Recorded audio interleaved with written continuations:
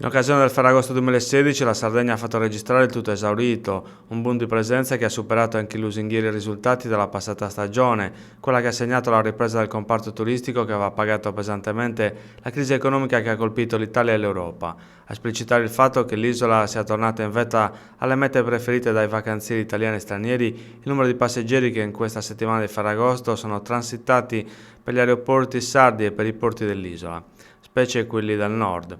L'aeroporto Costa Smeralda ha registrato nella settimana di Ferragosto il transito di 150.000 turisti che vanno a sommarsi al record fatto registrare a luglio con 535.000 transiti.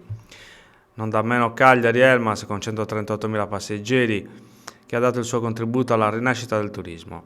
Ma quello che appare sorprendente, specie perché avviene nonostante si sia registrato il caro traghetti, è il grande numero di passeggeri arrivati in nave. Olbia, Golfo Aranci e Porto Torres viaggiano con medie giornaliere di 40.000 passeggeri con transiti che si avvicinano a una media di 1 milione al mese.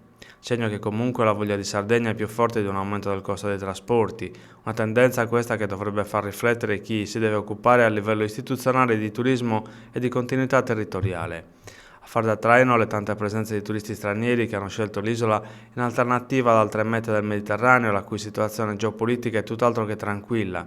I competitors del comparto turistico sardo spesso prevalevano non tanto per la qualità dell'offerta turistica, ma per le politiche dei prezzi. Oggi, in un tempo di insicurezza globale, ci sono altri fattori che spingono i turisti a scegliere la Sardegna, dal mare cristallino certificato dalla solita incetta di premi ad un'offerta turistica che cresce in qualità. In definitiva, il 2016 potrebbe essere quello della svolta definitiva per il turismo, un'occasione da non sprecare come è stato fatto tante volte in passato.